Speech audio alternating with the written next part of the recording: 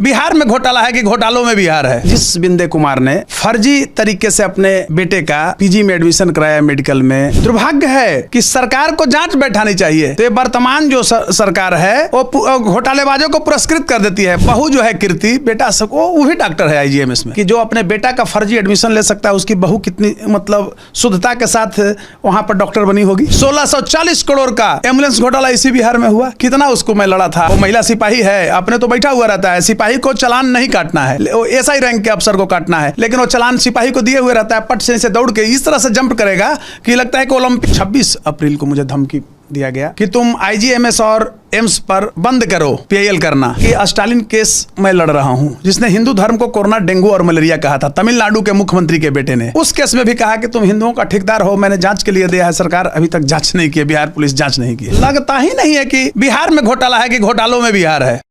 पटना के IGIMS hospital के निदेशक डॉक्टर बिंदे कुमार के खिलाफ कई सारे गंभीर आरोप को लेकर पटना हाईकोर्ट का दरवाजा खटखटाने वाले कौशलेंद्र नारायण जी हमारे साथ हैं, जो वरीय अधिवक्ता हैं पटना हाईकोर्ट में। और इस बीच जबकि जांच की प्रक्रिया चल रही है, डॉक्टर बिंदे कुमार को बिहार सरकार ने स्वास्थ्य विज्ञान विश्वविद्यालय का कुलपति बना दिया है। बाकी हमारे साथ अधिवक्ता हैं डॉक्टर कौशलेंद्र नारायण जी, पूरी कहानी बताएंगे। कौशलेंद्र जी, सर्वप्रथम तो मैं धन्यवाद देता हूं आपको और आपके चैनल को, इस समसामयिक मुद्दे पर मुझे आपने आमंत्रित किया और यहाँ तक बुलाया। इसके लिए मैं व्यक्तिगत स्तर पर शुक्रिया अदा कर रहा हूँ। मेरे अंदर दुख है, क्षोभ है और मौत सी मायूसी आज है कि बिहार में हो क्या रहा है। मैं बार बार बोलता हूं कि बिहार में कॉन्स्टिट्यूशनल ब्रेकडाउन है। कॉन्स्टिट्यूशनल ब्रेकडाउन इस स्तर में है कि जिस बिंदे कुमार ने, आईजीएमएस के जो डायरेक्टर हैं, उन्होंने फर्जी तरीके से अपने बेटे का पीजी में एडमिशन कराया मेडिकल में।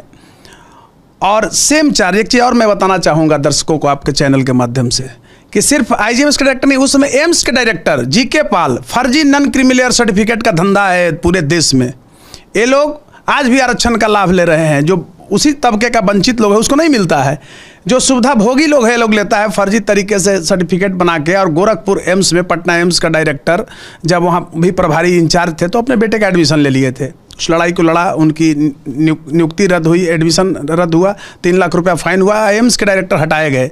और दूसरी ओर सेम चार्ज आईजीआईएमएस के डायरेक्टर बिंदे कुमार के ऊपर था। दुर्भाग्य है कि सरकार को जांच बैठानी चाहिए।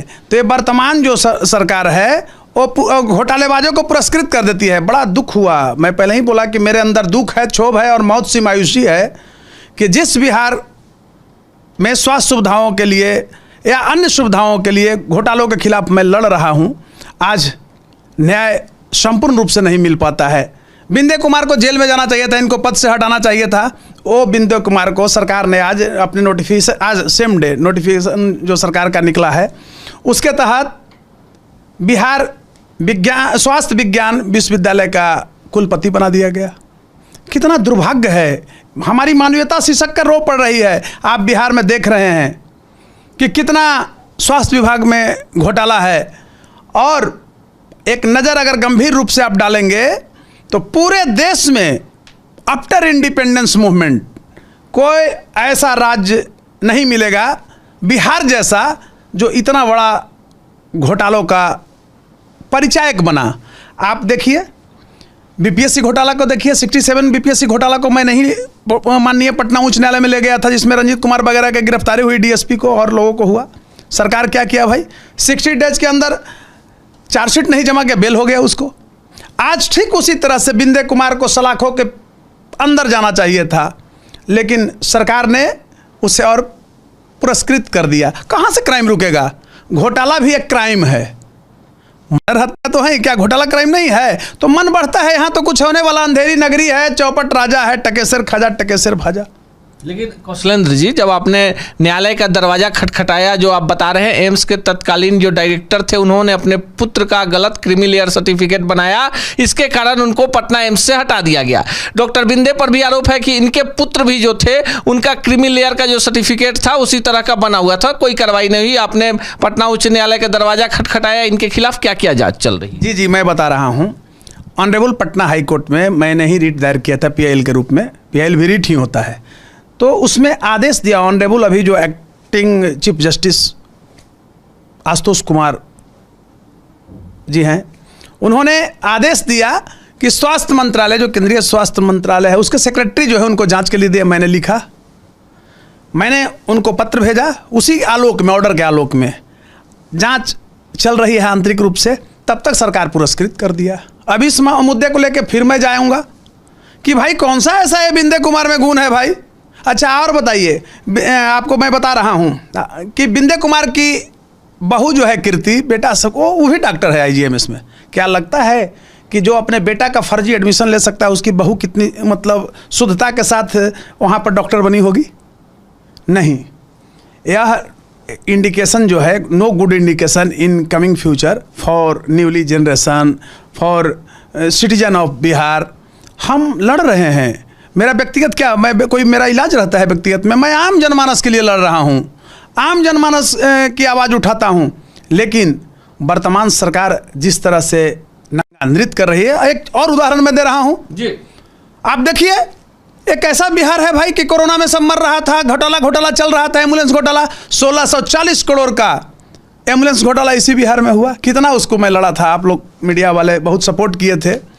न्यायालय से लेकर के सड़क पर मैंने लड़ा, जांच हुआ, उसका घोटाला रद्द हुआ। पहले मैंने ही उठाया था, पब्लिक प्लेटफॉर्म पर उसको उठाया, बाद में ऑनरेबल कोर्ट में ले गया, फिर बाद में लोग और उसमें लगे। तो आप बताइए कि 1600 लगभग 1600 करोड़ का एम्बुलेंस में फंड सरकार देती है, एजेंसी को किसको था भाई? तो जहानाबाद का पूर्व सांसद जो थे चंदेश्वर चंद, उनके बेटा ने लिया था, लूट लिया। क्या आपको नहीं लगता है कि स्वास्थ्य विभाग के भी लोग खाते होंगे? एक ठेकेदार खाएगा? सब मिली भगत है। और इस रूप में कहिए कि अब तो लगता ही नहीं है कि बिहार में घोटाला है, कि घोटालों में बिहार है। बड़ा दुर्भाग्य स्थिति है। और आप आईजीएमएस पर डिबेट में बुलाया है जी, बहुत अच्छा मुझे लगा। आईजीएमएस के नियम है कि अगर आपको एक मंत्री फोन कर दिया, विधायक फोन कर दिया, तभी कुछ सीट मिल सकता है, अन्यथा नहीं मिलेगा।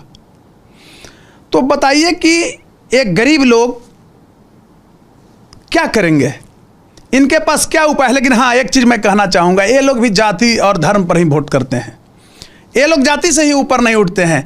जिस जाति का बिंदे कुमार है, क्या उस जाति को, गरीब को, किसी को फ्री में इलाज करता है? गरीब को वो अनुदान देता है? नहीं। घोटाले, बार बार मैं कहता हूँ, मेरी लड़ाई यहीं से है। चोर, बलात्कारियों, अपराधियों, घोटालेबाजों, जो प्रोफेशनल वर्कर, उनकी कोई जाति नहीं होती है। वो सिर्फ अपना निजी स्वार्थ देखता है, वो अपना कर्म देखता है। अपराध की दुनिया में अपराध है, चाहे वो किसी भी जाति का है। अब उसको किसी जाति से आप टारगेट कीजिएगा, इतिहास देखिएगा तो अपने परिवार को, गांव को बगल के मार के आता है। घोटालेबाजों का वही स्थिति है।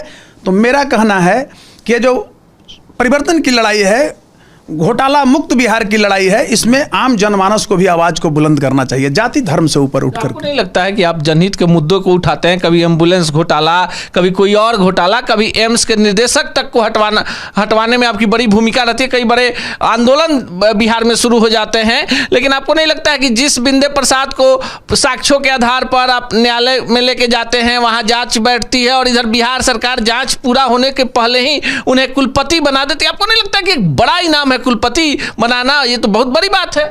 देखिए, चोरों की कोई जाति नहीं होती है, बार बार मैं बोल रहा हूं। ये सारे लोग एक है, एक सिंडिकेट है। आप समझिए ना भाई कि पटना गांधी मैदान में मतलब हत्या हो जा रही है, माने अब तो भाई एकदम सरकार को नाक के सामने है। अब कैसे आप कह सकते हैं? क्या नहीं लगता है कि सिंडिकेट है? पुलिस नहीं मिली हुई है? एक बेचारा गरीब थोड़ा सा गाड़ी का इधर उधर करता है। कोई महानगर था क्या, मुंबई था, पटना, तो उसमें 2000 का उसको पट सिन, वो महिला सिपाही है, अपने तो बैठा हुआ रहता है। सिपाही को चालान नहीं काटना है, वो एसआई रैंक के अफसर को काटना है, लेकिन वो चालान सिपाही को दिए हुए रहता है। पट से दौड़ के इस तरह से जंप करेगा कि लगता है कि ओलंपिक का ये हो रहा है, और काट देता है। तो लेकिन अपराधी को पकड़ने के लिए उसके पास फुर्सत नहीं है। आप चले जाइए, इनकम टैक्स, ये सब पटना का क्रीम है। माने बिहार पुलिस को, ट्रैफिक पुलिस को कमाने का सबसे बड़ा अड्डा है। वो करेगा क्या, पकड़ता है और केबिन में ले जाएगा, वहाँ पैसा लेता है। एटीएम है 2 SBI बैंक का, उसके पीछे लेता है। आप चले जाइए तारामंडल के पास, लूट रहा है लाखों। हम लोग देखते हैं, लड़ते हैं, कभी मन किया तो लड़ गए। मतलब हम तो कानून के प्रहरी हैं, पुजारी हैं, तो लड़ना है, हम तो संवैधानिक रूप से लड़ेंगे। लेकिन पब्लिक में भी आक्रोश आना चाहिए, क्योंकि जब आप इस रूप में देखिए कि रूसी जारशाही शासन का अंत हुआ, जार निकोलस द्वितीय और जारीना की जब अयोग्यता फैली थी तो लोगों ने बहुत लंबी लड़ाई लड़ी। तो बिहार में भी लड़ने की जरूरत है, परिवर्तन की लड़ाई जरूरत है। सबसे बड़ा चीज़ है कि यहाँ पर चोर गुंडे मवालियों को लोग जाति के नाम पर नवाजते हैं। तो मेरा कहने का तात्पर्य है कि अगर मैं सत्य हूँ तो मैं लड़ूंगा, मेरे अंदर आत्मबल रहेगा। अगर मैं सत्य नहीं हूँ तो मेरे अंदर आत्मबल नहीं रहेगा। जैसे है ना कहावत कि डिटरमाइंड माइनॉरिटी मेक्स हिस्ट्री, कृत संकल्प कम संख्या वाले लोग ही इतिहास का निर्माण किए हैं। और इतिहास का निर्माण करने के लिए आपको तो लड़ना पड़ेगा, आपको ईमानदार होना पड़ेगा, आपको एक जज्बा पैदा करना पड़ेगा। तो जिस तरह से आज बिहार में अन्य विभागों को आप छोड़िए, स्वास्थ्य और शिक्षा, ये आप जानते हैं कि अमेरिका में भी अति आवश्यक सेवा में है। बिहार में देखिए अभी वो आरा का डीओ जो था उसने लूट लिया, अहमद ने करोड़ों रुपया लूट लिया। जिस दिन उसका ट्रांसफ़र हुआ है अल्ली का, तो जाने के 2 दिन पहले के डेट में 100 शिक्षक को प्रमोशन दे दिया, जबकि नियम नहीं है, और 1.5-2 लाख रुपया देके भाग गया। लेकिन कोई इस पर जांच नहीं है। वकील साहब, चूंकि आप लगातार जनहित का मुद्दा उठाते हैं, कई लड़ाइयां आपने जीती हैं। डॉक्टर बिंदे कुमार अब कुलपति बनाए गए हैं, अब डॉक्टर कौशलेंद्र नारायण क्या करें? हम जा रहे हैं फिर, इसलिए कि हमने ऑनरेबल पटना हाई कोर्ट के आदेशानुसार सेक्रेटरी हेल्थ मिनिस्ट्री को मैंने लिखा, भारत सरकार को जो निर्देश था हम कोर्ट का, और उस पर अभी तक कोई गंभीर कार्रवाई नहीं हो रही है। तब तक इसको नवाज दिया गया। तो मैं पुनः जा रहा हूँ, मंडे को तो संभवतः छुट्टी है, ट्यूसडे को हम जाएंगे हाई कोर्ट में पुनः, और घोटालेबाजों अपराधियों के खिलाफ मैं लड़ूंगा। उसके लिए चाहे मुझे जो कुछ भी करना पड़े, क्योंकि God may love those who die young who die in social work. ईश्वर भी उन्हीं से प्यार करता है जो जवानी में मरते हैं और सामाजिक कार्य में मरते हैं। आपको पता होना चाहिए पत्रकार महोदय, आप तो वरिष्ठ पत्रकार हैं, तो मैं कहना चाहता हूं कि मुझे भी धमकी आया था। आपको बता रहा हूं 248/2025 यही कोतवाली में अप्रैल में मिला। 26 अप्रैल को मुझे धमकी दिया गया कि तुम IGMS और एम्स पर बंद करो PIL करना।